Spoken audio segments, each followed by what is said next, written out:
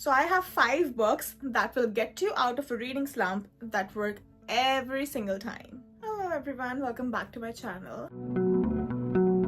So today we are talking about being in a reading slump. We've all been there, and it's nothing to be ashamed of. Being a reader is so rewarding. It is the best thing on earth. If you are a fictional reader, especially fantasy or romance, it's to transport yourself to a different world altogether. It's to escape reality and all your problems. It's literal words on paper and it makes you feel so magical. However, every single book girly, every single reader has been there one time or the other, and you know what I'm talking about. It's the reading slump. And today I'm here to tell you that it doesn't have to be permanent. Although once mine lasted 5 years. But hey, that's not what we're talking about here. So I have 5 books that will get you out of a reading slump that work every single time. And trust me on this. First up, we have Magnolia Parks. This book has my heart and then some, but that's not why I'm recommending it to you. It is such an easy read. This is not a love story, it's not a romance book, it is a book about love. And it's not perfect. Do not look at this book and take inspiration from this couple. You will not read this and be like, this is what I want in my relationship, that's for sure. But you will read this and feel all of the feelings. And trust me when I say, once I finished ACOTAR, I was in such a bad reading slump. That series gave me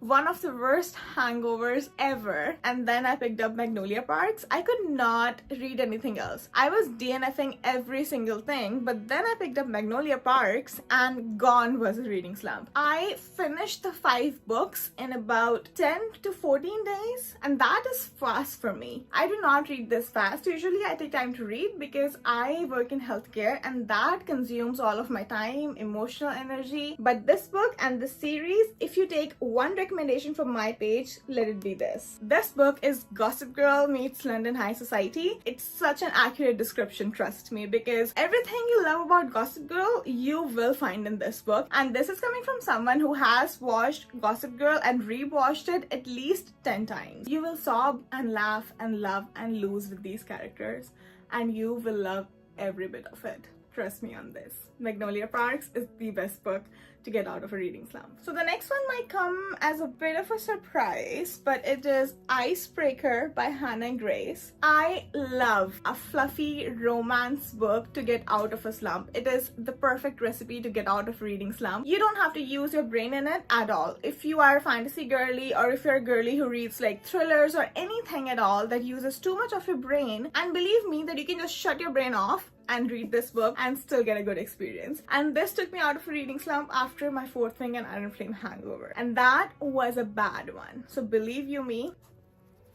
Icebreaker it is. It's a cute little hockey romance, and I live in Canada, so me and hockey just go so well together. It's so cute. I really loved it. And you know what? The spice is really spicy. I wouldn't have been able to tell you looking at this cartoon innocent cover. She's spicy. The relationship is actually really healthy in this. They communicate. It's good. She goes to a therapist. It's everything you want in a fluffy romance book. Please, please, please pick up Icebreaker. Next up, we have Powerless by Lauren Robert. I am currently reading this book and it is getting me out of a slump, but I hope it doesn't put me in another. Anyhow, it is such a good fantasy romance book. If you are a romantasy girly, this book follows the romantasy format like no other. It is like Red Queen and Hunger Games, but I wouldn't know because I haven't read Red Queen. I did read Hunger Games. I do love it. It kind of gives Hunger Game vibes, but it's just that there's a standard set in my head for Hunger Games and nothing would ever compare. But this book is good in its own. I'm not comparing it to anything, and it is a good read. It's a good time. It will give you what you want from it. It will give you a romantasy experience. It will give you throat to dagger, who did this to you, ball scene, everything you ever want in a romantic fantasy. It's not the best book ever written. The writing style is definitely mature. It is a YA read, so keep that in mind. There is no spice. There is good banter. I'm not not 100% through this book yet, so I'm still making my mind up on the rating and how I feel about it. But for what it is a good time. That's what I'll say. Next up, we have Fourth Wing. And since I don't have Fourth Wing right now, I've lent it to a friend. I am showing Iron Flame here. These books are my Roman Empire. I think about these books every single day, and you should too. Trust me when I say pick up the series if you haven't already, because I know it's so hyped. I know people have their own criticisms of Fourth Wing and Iron Flame, but if you don't like talking dragons, you just hate joy.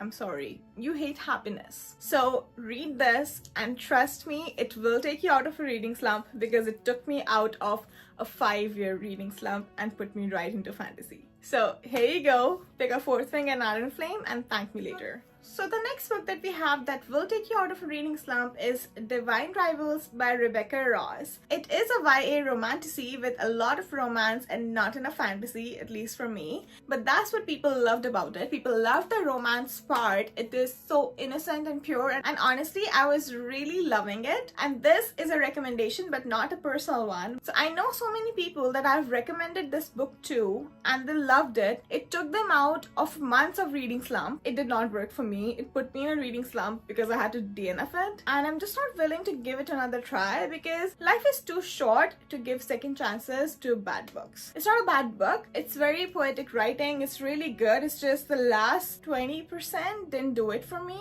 and I couldn't finish it. I DNF'd it at the last 20%, which never happens, but it did happen, and that's okay. I don't have to love a book for it to be good. It is good for what it is for others, and you will enjoy it. It will take you out of a reading slump. It was in a lot of book talkers and booktubers 2023 wrap up in their best books of 2023. So again, reading is subjective. I personally did not like it as much, but I know people who loved it, so you will definitely love it if you like such books. Since the last one was not really my personal favorite, I'm gonna make up for it by one more recommendation, which is Love Theoretically by Ali Hazelwood. You cannot go wrong with an Ali Hazelwood book for your reading slump. It is so good. It's just a fluffy romance with women in STEM. It's fake dating trope, and who doesn't love a good fake dating trope? Because hello, my obsession with fake dating trope started with To All the Boys I've Loved Before, and I have read this book. I really enjoyed it. I really loved it. I think Ali Hazelwood just captures that magical, romantic, fluffy feeling so well. It is a bit spicy, which is great. So this book will also definitely take you out of a reading slump and not put you in another. Thank you for bearing the shadow with me as well. What's going on with the sun? Hello. So thank you for watching this video, and I hope you enjoyed it. Let's get out of the reading slump together, because I'm also working on it. So let's work on it together, and I hope these books help you get out of the reading slump. There is nothing worse than a reading slump for a reader, but remember, it's okay to take breaks, and reading is not a competition. I love you, and I'll see you in the next video. Bye!